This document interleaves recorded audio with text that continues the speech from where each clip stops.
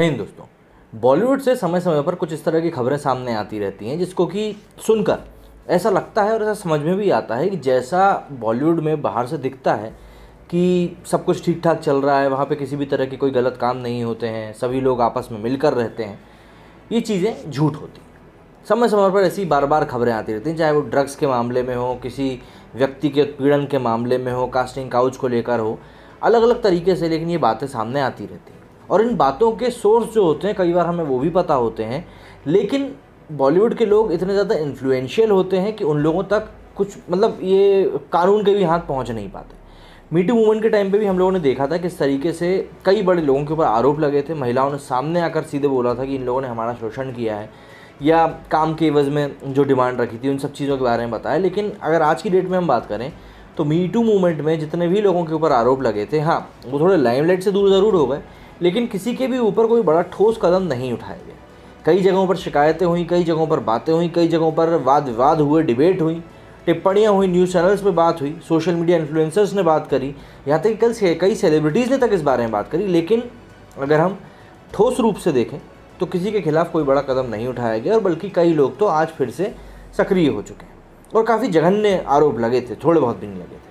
अब जो खबर निकल कर सामने आई है उसमें एक मॉडल ने करीब करीब बॉलीवुड के 9 हाई प्रोफाइल लोगों के ऊपर उत्पीड़ना का आरोप लगाया है, और उसमें जैकी भगनानी का भी नाम है। जैकी भगनानी यशु भगनानी के लड़के हैं, काफ़ी बड़े प्रोड्यूसर हैं, मूवीज़ में काम कर चुके हैं जो कि इनकी चली नहीं थी, जिसमें मेरे ख्याल से फालतू मूवी एक थी। तो ये अब एक प्रोड्यूसर बन चुके हैं और इनके ऊपर भी अभी आरोप लगा है। 28 वर्षीय पूर्व मॉडल ने बॉलीवुड की 9 हस्तियों के खिलाफ बांद्रा के थाने में रेप और छेड़छाड़ की शिकायत दर्ज कराई।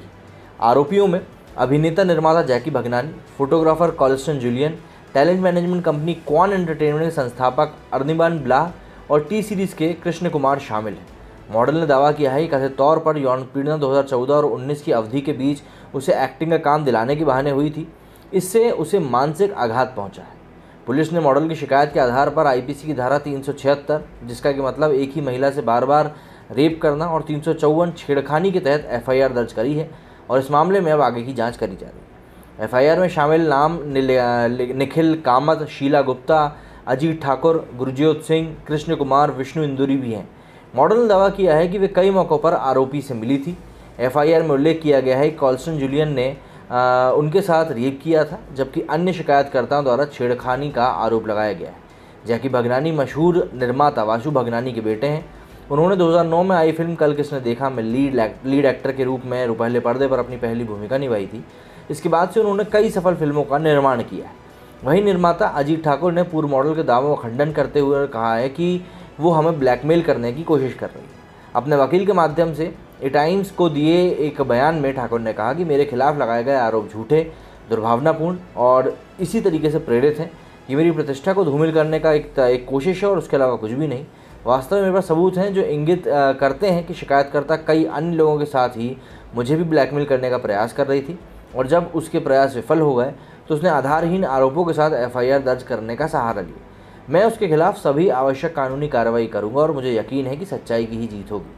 मॉडल ने 12 अप्रैल 2021 को सोशल मीडिया पोस्ट के जरिए आरोप लगाया था कि एक प्रोजेक्ट पर काम करने के दौरान उसे शारीरिक और भावनात्मक रूप से प्रताड़ित किया गया। उसने एक वरिष्ठ पुलिस अधिकारी को इस मामले में पत्र लिखकर आरोपित फोटोग्राफर के खिलाफ यौन उत्पीड़न और मारपीट का केस दर्ज करने की मांग की। बांद्रा पुलिस ने 26 मई को मामले में एफआईआर दर्ज करी। पुलिस सूत्रों के अनुसार मॉडल ने अपनी शिकायत में कहा है कि फोटोग्राफर जूलियन ने उसका फ़ायदा उठाते हुए 2014 से 18 के बीच बांद्रा में उसका रेप किया था। मॉडल ने 10 मई 2021 को deputy commissioner John x MID अंधेरी ईस्ट को लिखे पत्र में कहा कि वो आदमी जिसने कई मॉडल्स और अभिनेत्रियों के साथ ठीक उसी तरीके से मारपीट करी है जैसा एक साइको सीरियल किलर करता है, लेकिन कोई भी उस पर बात नहीं करना चाहता क्योंकि उसका काम अच्छा है। मारपीट को छोड़ दें तो उस मानसिक और मनोवैज्ञानिक आघात पर विचार करें जो उसने वर्षों में से झेले। MF ने मुझे बहुत समय पहले ब्लॉक कर दिया था और कभी भी मेरी कोई भी तस्वीर पोस्ट नहीं की थी, ना किसी मैगजीन में छपवाई। इसलिए मैंने सोचा कि शायद यही सही समय है कि उसके शरीर का सराहना करनी चाहिए। इसके अलावा मॉडल ने 12 अप्रैल को अपने इंस्टाग्राम पोस्ट में लिखा था कि उन्हें फैशन इवेंट्स और पार्टियों में शामिल होना इसलिए बंद करना पड़ा था क्योंकि वो जहाँ भी जाती थी वो वहीं मिलता था और परेशान करता था और कहता था कि इस लड़के से बात मत करो, उस लड़के से बात मत करो। अब जब फोटोग्राफर जूलियन से इस बारे में बात करी गई तो उन्होंने एक सोशल मीडिया पोस्ट के ज़रिए आरोपों को झूठा करार दिया। जूलियन ने लिखा कि मेरे संज्ञान में आया कि सोशल मीडिया पोस्ट और उसके आधार पर न्यूज़ आर्टिकल किया जा रहा है। इनमें मेरे खिलाफ पूरी तरीके से झूठे और द्वेषपूर्ण आरोप लगाए गए हैं। मेरे वकील आधिकारिक प्रक्रिया का पालन कर रहे हैं और कानूनी रूप से इन हालातों का वो जवाब भी देंगे। अब इस तरह की जो खबरें सामने आई हैं उसके बाद से लगातार दोनों ही तरफ के पक्षों के ऊपर से बात आ रही है कि कौन सच्चा है और कौन झूठा। क्योंकि देखिए, बॉलीवुड में ये भी कोई नई बात नहीं है कि कोई महिला किसी के ऊपर गलत आरोप लगा दे। ये भी हमने देखा है कि किस तरीके से कई महिलाओं ने अपने जो उनके राइट्स हैं उनका गलत फ़ायदा उठाते हुए भी कई लोगों के ऊपर आरोप लगाए हैं। तो ऐसे में पुलिस की जांच पूरी होने के पश्चात ही पता चल पाएगा कि वाकई में इस मामले में सच्चा कौन है और झूठा कौन। मेरी वीडियो फिलहाल इतना ही। जय हिंद, जय भारत।